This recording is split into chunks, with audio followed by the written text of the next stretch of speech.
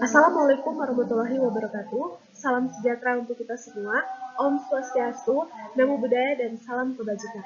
Perkenalkan, Raja Utama Wanita Veronica Evalani Lembrago Jigibalong, NPP 291997, asal pendaftaran Kabupaten Lanijaya, Provinsi Papua, kelas D6, Fakultas Manajemen Pemerintahan, Prodi Administrasi Pemerintahan Daerah, Institut Pemerintahan Dalam Negeri. Pada kesempatan kali ini, saya akan mempresentasikan materi tentang konsep kolaborasi teknologi dan informasi.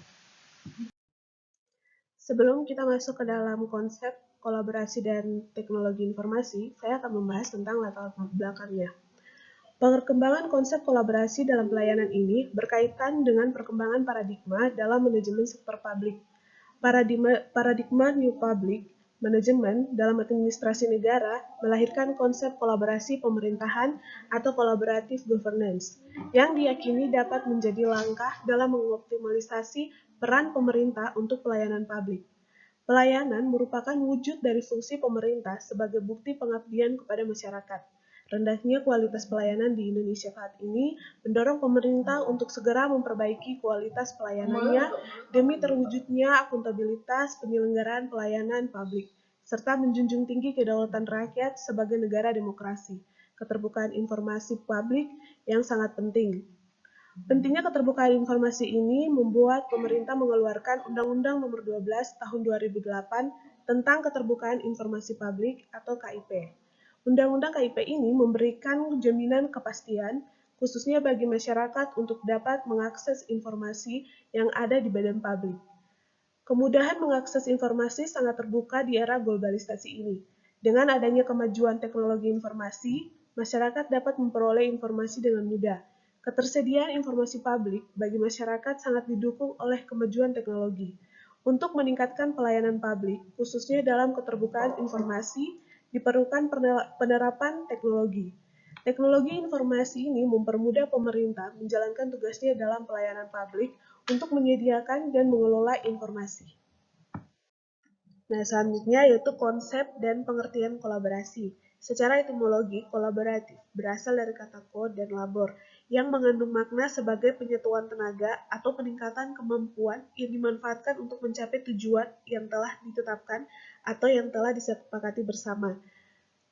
Yang berikut yaitu menurut O'Leary tahun 2010, kata kolaborasi seringkali digunakan untuk menjelaskan proses penyelesaian pekerjaan yang bersifat lintas batas, lintas sektor, lintas hubungan, ataupun lintas organisasi, bahkan lintas negara sekalipun.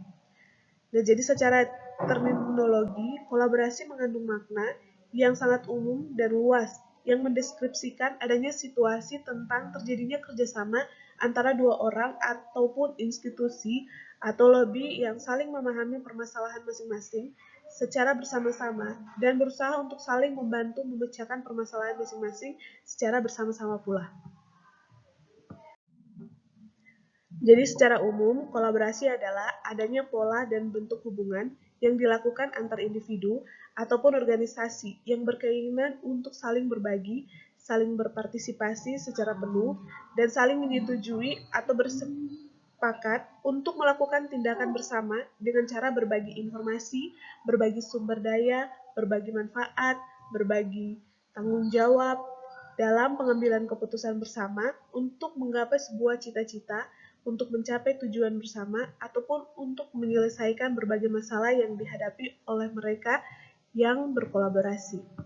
Selanjutnya, kolaborasi menurut ahli, yaitu menurut Nawawi pada tahun 1984, bahwa kolaborasi merupakan upaya dasar dalam mencapai tujuan bersama yang telah mereka tetapkan melalui pembagian tugas atau pekerjaan.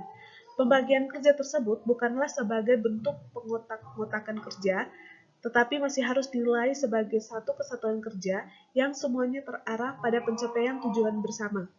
Sementara itu, pada sisi lain, pembentukan kolaborasi juga dapat dimanfaatkan untuk meningkatkan kemampuan atas pelaksanaan suatu pekerjaan yang besar, beban pendanaan yang besar, penyediaan aset kerja, ataupun penanggulangan berbagai permasalahan yang berat dan rumit. yang tidak mungkin dapat dikerjakan oleh individu saja tanpa ada partisipasi dan campur tangan dari pihak lain. Adapun manfaat dan tujuan kolaborasi menurut Fadelon pada tahun 2017. Yang pertama, yaitu kolaborasi dapat meningkatkan fleksibilitas organisasi. Yaitu secara faktual telah diakui bahwa pola kerja tim atau kolaborasi itu merupakan fondasi dasar dari metode pelaksanaan kerja.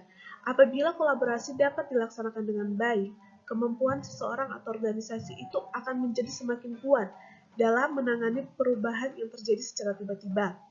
Di samping itu, penyelesaian pekerjaan dilakukan secara kolaboratif dianggap merupakan tindakan cerdas dan fleksibel. Yang kedua, yaitu kolaborasi dapat digunakan untuk saling mempertahankan para pekerja, yang dimana apabila seorang pemimpin atau manajer itu tidak mampu menjalin hubungan yang baik dengan para pekerjanya untuk bekerja secara teamwork atau kolaboratif, ia bukanlah seorang pemimpin yang efektif. Cara yang terbaik dalam pelaksanaan pekerjaan di dalam sebuah organisasi itu harus ditempuh melalui pelibatan mereka di dalam sebuah tim kerja.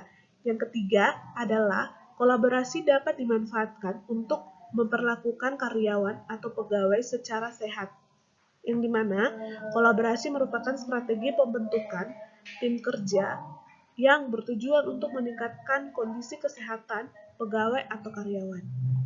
Yang keempat, yaitu kolaborasi dapat digunakan untuk menyelenggarakan rapat koordinasi yang produktif, di mana kolaborasi yang efektif merupakan hasil dari adanya rapat koordinasi yang efisien. Itu artinya, selenggarakanlah rapat kerja sejarang mungkin, tetapi membahas dan membuat keputusan tentang banyak hal selengkap dan sejelas mungkin. Yang kelima, yaitu kolaborasi semakin memperkuat terciptanya talenta yang tinggi, yaitu melalui kolaborasi dapat diciptakan seseorang atau sebuah organisasi yang memiliki daya saing tinggi ketika di dalam organisasi itu terdapat orang-orang yang bertalenta tinggi pula. Yang keenam, yaitu kolaborasi dapat digunakan untuk memacu terhadap kemajuan bisnis yang lebih cepat. Ketujuh, kolaborasi dapat meningkatkan daya simpan atau daya ingat yang lebih tinggi.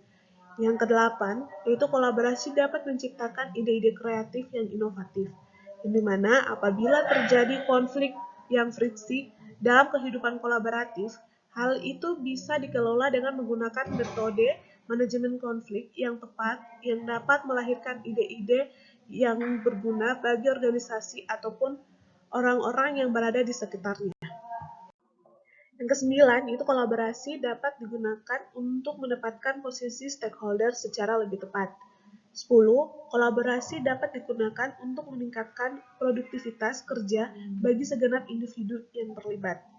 Yang ke-11, kolaborasi dapat digunakan untuk meningkatkan keuntungan, yang dimana pada umumnya kolaborasi itu dibangun berdasarkan hasil rekrutmen atas orang-orang yang kredibel atau atas pihak-pihak yang memiliki keunggulan spesifik di bidangnya masing-masing.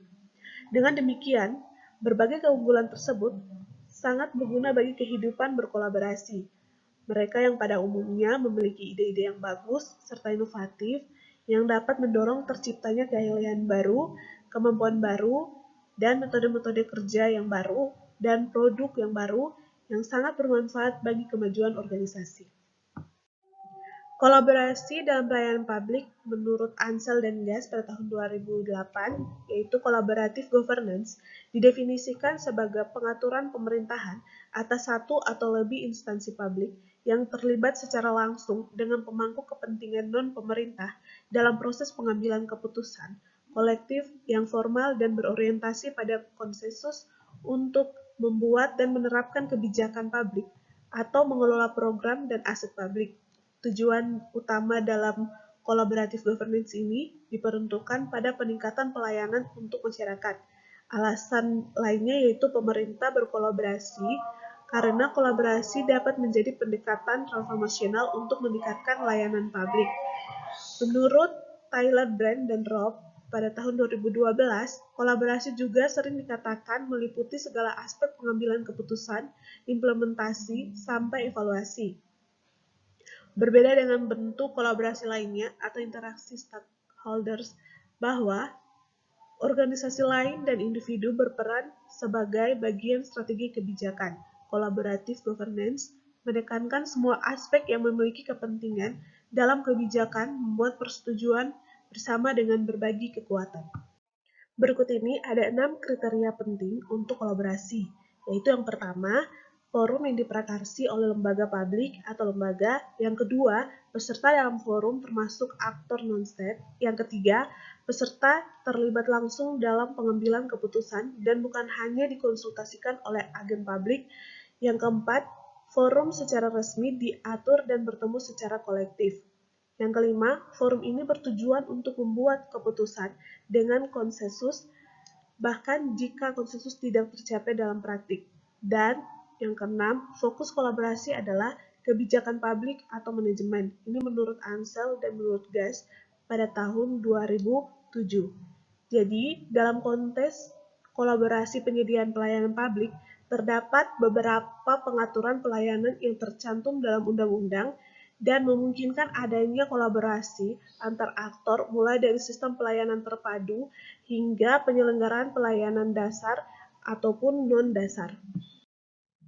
Selanjutnya, Undang-Undang Nomor 23 Tahun 2014 tentang Pemerintah Daerah juga telah mengamanatkan adanya kerjasama antar daerah, yaitu regulasi tentang hubungan keuangan antar daerah pada pasal 281 yang memungkinkan adanya kerjasama pembiayaan hingga dimungkinkan pemerintah daerah memberikan bantuan keuangan kepada daerah lainnya. Biaya pelaksanaan kerjasama antar daerah dapat diperhitungkan di APBD masing-masing. Untuk dapat melaksanakan kerjasama ini antar daerah dapat membentuk institusi seperti asosiasi atau sekretariat kerjasama. Kerjasama daerah ini dikategorikan menjadi kerjasama wajib dan kerjasama sukarela. Kerjasama dapat dilakukan antar daerah provinsi, yaitu daerah provinsi dengan daerah kabupaten kota, daerah provinsi dengan daerah kabupaten kota yang berbeda. Nah, daerah kabupaten kota yang berbeda dan bekerja sama antar daerah kabupaten kota dalam satu daerah provinsi. Ini menurut Undang-Undang Nomor 23 Tahun 2014. Nah, secara lebih khusus, pada Peraturan Pemerintah Nomor 28 Tahun 2018 tentang kerjasama daerah, telah didefinisikan beberapa kerjasama daerah. Kerjasama daerah dengan kerjasama daerah lain atau KSDD, yaitu kerjasama wajib apabila daerah berbatasan langsung dan sukarela apabila daerah tidak berbatasan langsung. Terdapat pula skema kerjasama dengan pihak ketiga atau KSDPK, baik itu perseorangan, badan usaha, dan organisasi masyarakat. Untuk itu, pemerintah daerah telah memiliki dasar regulasi yang mendorong adanya kerjasama antar daerah. Selanjutnya, terkait dengan standar pelayanan sebagaimana diatur dalam Peraturan Pemerintah Nomor 2 Tahun 2018 tentang standar pelayanan minimal, telah diatur bahwa standar pelayanan minimal dapat dipenuhi dan dikerjakan oleh pemerintah dengan bekerja sama dengan swasta dan masyarakat. Peran aktor selain pemerintah ini dimungkinkan dalam pelaksanaan pelayanan maupun dalam penganggaran dan pemberian insentif. Telah diatur bahwa sumber pendanaan dan pemenuhan standar pelayanan minimal dapat berasal dari APBN, APBD, dan sumber-sumber lainnya. Selanjutnya yaitu pengertian tentang teknologi dan keterbukaan. Di era globalisasi, akses terhadap segala informasi sangat terbuka. Masyarakat dengan mudah mengakses informasi yang dibutuhkan, khususnya tentang dunia usaha. Pemerintah suatu negara yang ada di dunia kini mulai membuka diri terhadap informasi-informasi tentang penyelenggaraan negara atau pemerintahannya kepada publik. Negara hukum demokrasi adalah negara di mana pelaksanaan sistem kenegaraannya berdasarkan amanat rakyat, maka sudah sewajarnya dan bahkan merupakan hak rakyat untuk mengetahui informasi-informasi mengenai kinerja atau penyelenggaraan negara dan atau pemerintahan. Dalam pelaksanaan penyelenggaraan negara dan atau pemerintahan, pemerintah bertanggung jawab kepada masyarakat. Saat ini, semakin maju teknologi, maka semakin mudah untuk mengetahui informasi kenegaraan dan pelayanan yang banyak yang sudah dibantu dengan teknologi. Selanjutnya yaitu Yang menjadi salah satu bentuk tanggung jawab pemerintah adalah dengan adanya keterbukaan informasi publik. Dengan adanya transparansi atas informasi publik tentang kinerja pemerintah dalam melaksanakan penyelenggaraan negara atau pemerintahannya, membuat masyarakat dapat ikut berpartisipasi aktif, mengontrol setiap langkah dan kebijakan yang diambil pemerintah, sehingga penyelenggaraan pemerintahan dapat dipertanggungjawabkan kepada masyarakat. Selanjutnya, yaitu menurut Bolton pada tahun 1996, yaitu pada dasarnya tujuan utama keterbukaan informasi publik di setiap negara adalah memastikan bahwa lembaga publik akan lebih akuntabel dan kredibel dengan menyediakan informasi dan dokumen sesuai permintaan publik. Pelaksanaan keterbukaan informasi publik dalam penyelenggaraan negara atau pemerintahan merupakan perwujudan tata pemerintahan yang baik atau good governance dan jaminan kepastian hukum terhadap hak masyarakat untuk mendapatkan informasi yang dibutuhkan serta untuk turut serta dalam mengontrol penyelenggaraan negara atau pemerintahan. Teknologi informasi atau dalam bahasa Inggris dikenal dengan istilah information technology adalah istilah umum untuk teknologi apapun yang membantu manusia dalam membuat, mengubah, menyimpan, mengomunikasikan, dan atau menyebarkan informasi. Penerapan teknologi memiliki banyak kegunaan dan mempengaruhi berbagai aspek dalam kehidupan, termasuk dalam politik atau pemerintahan. Penerapan teknologi dalam penyelenggaraan negara, khususnya dalam penyelenggaraan publik, sangat penting di era saat ini. Pada masyarakat modern, kebutuhan atas informasi semakin banyak dan semakin urgent. Informasi menjadi kebutuhan dasar dalam pengambilan keputusan-keputusan personal dan sosial. Perkembangan teknologi komunikasi turut mendorong perkembangan informasi. Setiap detik, informasi terus menyebar dari satu daerah ke tempat yang lain dengan cepat akibat perkembangan teknologi komunikasi ini. Setiap hari kita disuguhi informasi dari belahan dunia yang berbeda, nyaris pada saat yang bersamaan. Di negara-negara demokratis, pengakuan terhadap hak atas informasi sekaligus merupakan sarana untuk memantau dan mengawasi penyelenggaraan pemerintahan. Pemerintahan yang demokratis akan berusaha semaksimal mungkin membuka ruang informasi yang dibutuhkan publik. Itu sebabnya di negara demokratis konstitusional, keterbukaan informasi publik merupakan sarana untuk mengoptimalkan penyelenggaraan negara secara umum, mengoptimalkan peran dan kinerja badan-badan publik, serta segala sesuatu yang berakibat pada kepentingan publik. Dengan adanya kemajuan teknologi informasi ini, masyarakat dapat memperoleh informasi dengan mudah. Ketersediaan informasi publik bagi masyarakat sangat didukung oleh kemajuan teknologi. Untuk meningkatkan pelayanan publik, khususnya dalam keterbukaan informasi, diperlukan penerapan teknologi informasi. Teknologi informasi mempermudah pemerintah menjalankan tugasnya dalam pelayanan publik untuk menyediakan dan mengelola informasi. Nah, yang menjadi salah satu contoh penerapan teknologi dalam pelayanan publik, khususnya keterbukaan informasi, yaitu website resmi pemerintah yang berisi berbagai informasi yang dapat diakses kepada masyarakat umum. Jadi, kesimpulannya adalah, kolaborasi merupakan upaya dasar dalam mencapai tujuan bersama yang telah mereka tetapkan melalui pembagian tugas atau pekerjaan.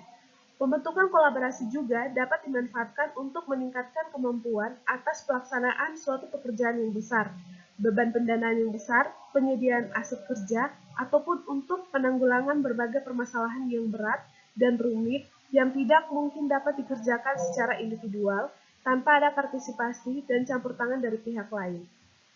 Collaborative governance didefinisikan sebagai pengaturan pemerintahan atas satu atau lebih instansi publik terlibat secara langsung dengan pemangku kepentingan non-pemerintah dalam proses pengambilan keputusan kolektif yang normal dan berorientasi pada konsensus untuk membuat atau menerapkan kebijakan publik atau mengelola program dan aset publik. Nah, tujuannya dalam collaborative governance ini diperuntukkan pada peningkatan pelayanan kepada masyarakat. Jadi, dengan adanya kemajuan teknologi informasi ini, masyarakat dapat memperoleh informasi dengan mudah. Ketersediaan informasi publik bagi masyarakat sangat didukung oleh kemajuan teknologi. Untuk meningkatkan pelayanan publik, khususnya dalam keterbukaan informasi, diperlukan penerapan teknologi informasi. Demikian yang dapat saya sampaikan, kurang lebihnya mohon maaf. Assalamualaikum warahmatullahi wabarakatuh. Shalom, Tuhan memberkati.